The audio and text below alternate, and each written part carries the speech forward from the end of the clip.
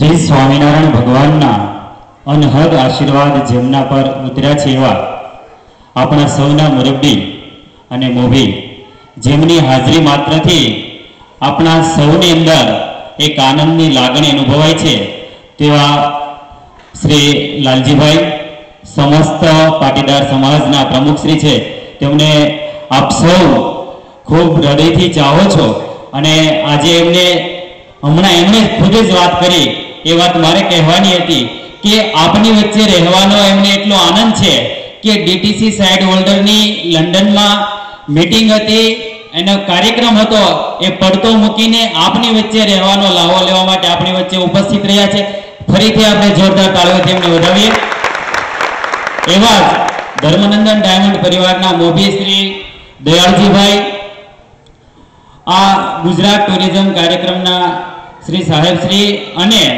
अपना सूरत महानगरपालिकाना corporator Shri Kantibhai blur साहेब तथा Dharmanandan diamond परिवारना सौ सभ्यों अने सौ मित्रों मात्र 10 मिनिट में घणी वात कहेवानी छे एटले खूब टूंकमां अने समजाय रीते वात कहीश।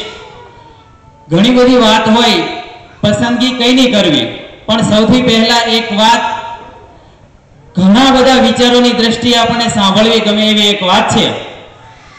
अब्राहम लिंकन अमेरिकाना राष्ट्रप्रमुख बन्या अने आप सौ जानता हशो कि अब्राहम लिंकन अति मानवतावादी राष्ट्रप्रमुख हता। आज सुधीना विश्वना महान व्यक्तिओमां समग्र विश्व पण आजे एमने याद करे छे। जेवी रीते अपना पूज्य गांधी बापू ने अपने याद करीए छीए तेवी रीते अब्राहम लिंकन जी ने पण समग्र विश्व याद करे छे।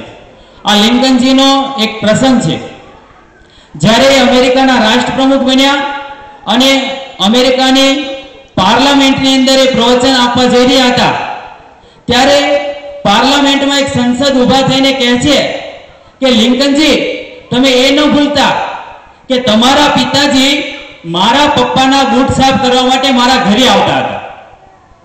विचार करिए अमेरिका जेवी विश्वनी महासत्तानो राष्ट्रप्रमुख अने एनी पार्लामेंटमांनो एक सांसद एने आवो अपमान करे। विचार करिए के एनी शी दशा थाय पण लिंकन ए लिंकन हता।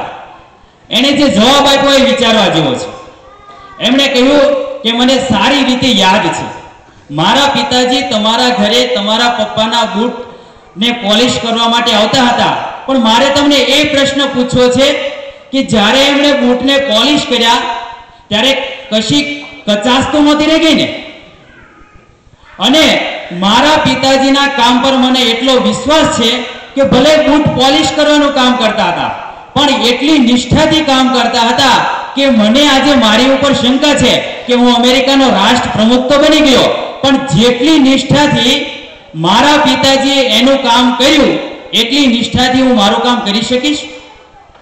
सवाल निष्ठानो छे। माणस पटावाळो होय के कोई पण देशनो राष्ट्र प्रमुख होय एक गौण वात छे पण ज्यारे जे व्यक्ति जे स्थाने होय त्यारे पूरी निष्ठाथी जो काम करे तो ए देश समग्र विश्वनी अंदर गौरवंतु स्थान प्राप्त करे करे ने करे छे। आ वात क्या अमेरिका क्या भारत अने आपणे सापुतारा एटला माटे शा माटे याद करी केम आपणा देशना कोई एवा महान नेताओ नथी के एमनी वात न करी शकीए पण ए वात एटला माटे याद करी के आजे धर्मनंदन डायमंड समग्र विश्वनी अंदर हीरानी कंपनीनी अंदर एक उत्तम अने आदर्श स्थान प्राप्त कर्युं छे एनो यश एमना मोभी तमाम वडीलो आ मैनेजरो अने पायाना जे कर्मचारीओ छे एनी कर्तव्य निष्ठा छे। आ नाना नाना कारीगरो जे कार्य करे छे ए एटली निष्ठाथी हीराने तैयार करे छे के ए कारीगरोए तैयार करेला हीराने ज्यारे शेठ विश्वनी बजारमां मूके त्यारे एनी अनेक गणी किंमत थाय छे। तो ए हीराने तैयार करनार तमाम कारीगरो अने कारीगरोने आवुं उत्तम प्रोत्साहन आपनार लालजीभाईने पण खूब खूब वंदन। मारी पहली वखत मुलाकात थयेली एमणे जे शाळा दत्तक लीधी ए शाळानो कार्यक्रम हतो अने ए कार्यक्रमनी अंदर अमे पहली वखत भेगा थया हता। पछी ए शाळाना शिक्षको ज्यारे पण अमारी साथे भेगा थाय अमारी अमुक मीटिंग्स होय त्यारे अमे भेगा थता होईए त्यारे वात करता होय छे के धर्मनंदन डायमंड परिवारे અમારી શાળાને દત્તક લીધી છે એ સરકારી નિયમ પ્રમાણે નહીં, પણ અમારા એક પરિવારની ભાવનાથી અમને અમારી સાથે રાખે છે. ગમે તે કાર્યક્રમ હોય એટલે અમને ક્યારેય પણ ભૂલતા નથી. જ્યારે પણ કોઈ શુભ પર્વ હોય ત્યારે અમને દરેક મિત્રોને મીઠાઈ પહોંચાડે છે. અને માત્ર મીઠાઈ પહોંચાડતા નથી, પણ એમનો પ્રેમ, હૂંફ અને પ્રેરણા અમને સતત મળતી રહે છે. ધર્મનંદન ડાયમંડ પરિવાર દ્વારા જે ક્લિનિક ચાલે છે, તેમના ડોક્ટરો દ્વારા અમારા બાળકોની નિયમિત શારીરિક તપાસ થાય છે અને આર્થિક મદદ પણ કરવામાં આવે છે. આવા ઉમદા કાર્યો આ ધર્મનંદન ડાયમંડ પરિવાર દ્વારા થાય છે અને એ પરિવારના આપણે એક સભ્ય છીએ એનું આપણને સૌને ગૌરવ છે. હવે જ્યારે બાળ કેળવણી વિશે ઘણું બધું વાંચ્યું વિચારે ત્યારે એક માત્ર પહેલા સવાલ પૂછી લઉં. આમાંથી કેટલાની ઈચ્છા એવી છે કે પોતે ઘરડા થાય ત્યારે ઘરડા ઘરમાં જવું પડે?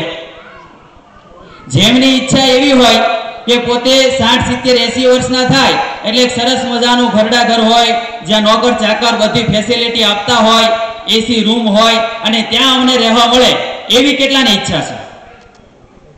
આપણે જોઈએ કે અદ્યતન ફેસિલિટી હોય છતાં કોઈને ઘરડા ઘરમાં જવું નથી.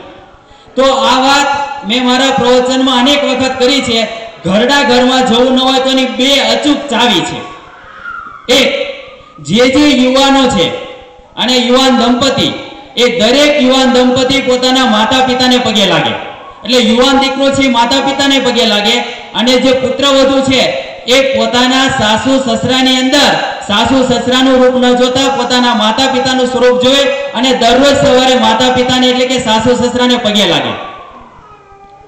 તમને કદાચ પ્રશ્ન એમ થાય કે સાસુ સસરાને પગે લાગવાથી શું થઈ જવાનું? બીજું કે હવે તો જમાનો ગયો, તમે મોટી મોટી આદર્શની વાતો ન કરો.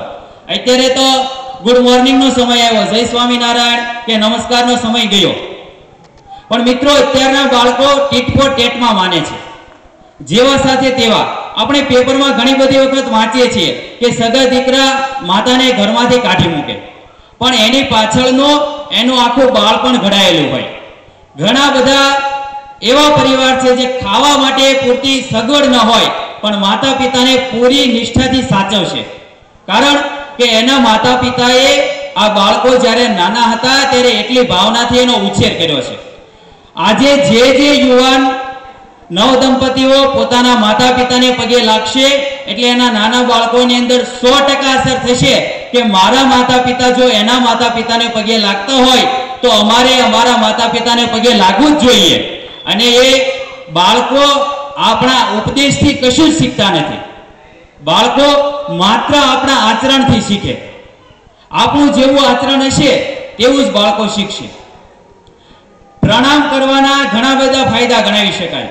જે મિત્રોએ મહાભારત જોયું છે એમને ખ્યાલ હશે કે જ્યારે યુધિષ્ઠિર ભીષ્મ પિતામહને પ્રણામ કરે છે એટલે એ દુશ્મન પક્ષમાં છે, સામા પક્ષે છે, પણ એને આશીર્વાદ આપે છે વિજયી ભવ. જેની સામે લડવાનું છે એને વિજયનો આશીર્વાદ. બીજો, જ્યારે ભીષ્મ પિતા અંબિકા અને અંબાલિકાનું અપહરણ કરીને આવે અને એમાં અંબા છે એ મદદ માટે ગુરુ પરશુરામ પાસે જાય, તો પરશુરામ પાસે જાય તો શરણે આવેલાનું રક્ષણ કરવા માટે પરશુરામ કહે છે કે હું ભીષ્મ પિતાને સમજાવીશ અને એની સાથે મારી વાત નહીં માને તો એની સાથે યુદ્ધ કરીશ. હવે ભીષ્મ પિતા પોતાના ગુરુ પરશુરામ સાથે યુદ્ધ કરતા પહેલા પોતાના ગુરુને પ્રણામ કરે છે અને પ્રણામનો પરિણામ આશીર્વાદ સિવાય કશું જ હોઈ ન શકે. અને ત્યાં પરશુરામજી પણ આશીર્વાદ આપે છે વિજયી ભવ, અને ત્યાં તેમનો વિજય થાય છે. આપણા માતા પિતાના હૃદયથી જે આપણને આશીર્વાદ મળશે એ 100% ફળશે ને ફળશે. એટલે જેમને પણ ઈચ્છા હોય કે આપણે અત્યારે ભલે જાહો જલાલીમાં ફરીએ, ખૂબ સારો પગાર હોય, પણ ઘરડા થઈને ઘરડા ઘરમાં ન જવું હોય તો જરૂર માતા પિતાને પગે લાગવું. અને બીજી એક છેલ્લી જ વાત, તમે અને મેં માતા પિતાને પગે લાગી લીધું, પણ એનાથી બાળકોને એક અસર થશે કે એ આપણને નમસ્કાર કરતા થશે. પણ પછી બીજી એક વાત એ છે કે હૃદયની લાગણી બંધાવી. મહેશભાઈએ જે હમણાં વાત કરી તે સમયની, એ વાત લાગુ પડે વાર્તા કહેવાની. દરેક બાળકને આપણે દરરોજ વાર્તા કહેવી જોઈએ. હવે વાર્તા કહેવાથી શું થાય? તો વાર્તા કહેવાથી પહેલા પ્રથમ તો આપણે બાળકને એટલો સમય આપીશું એટલે માતા પિતા તરીકે બાળક સાથે આપણને રહેવાનો સમય મળશે. બીજું, બાળ વાર્તાના અનેક ફાયદાઓ છે. એ બધા ફાયદા અત્યારે નહીં વર્ણવી શકાય, પણ જે માતા પિતા પોતાના બાળકને નિયમિત વાર્તા કહેતા હશે એ બાળક અને માતા પિતાના લાગણીના સંબંધો એટલા જોડાયેલા હશે કે દુનિયા ગમે એટલી આગળ વધી જાય, દુનિયામાં ગમે તેટલો ભૌતિકવાદ આવે, પણ માતા પિતાના લાગણીના સંબંધો ક્યારેય ઓછા થશે નહીં. અને એ બાળકો મોટા થઈને તમને માતા પિતા તરીકે જરૂર સાચવશે ને સાચવશે. મિત્રો, આવી ઘણી વાત કરી શકાય. અત્યારે આપણે મોજ મસ્તી આનંદ કરવા માટે આવ્યા છીએ, એટલે અહીંયા મારી વાણી ટૂંકાવું છું. અને આપ સૌએ મને જે તક આપી તે બદલ આપ સૌનો હૃદયપૂર્વક ખૂબ ખૂબ આભાર. વંદે માતરમ. ભારત માતા કી જય. થેન્ક યુ રાજેશભાઈનો ખૂબ ખૂબ આભાર.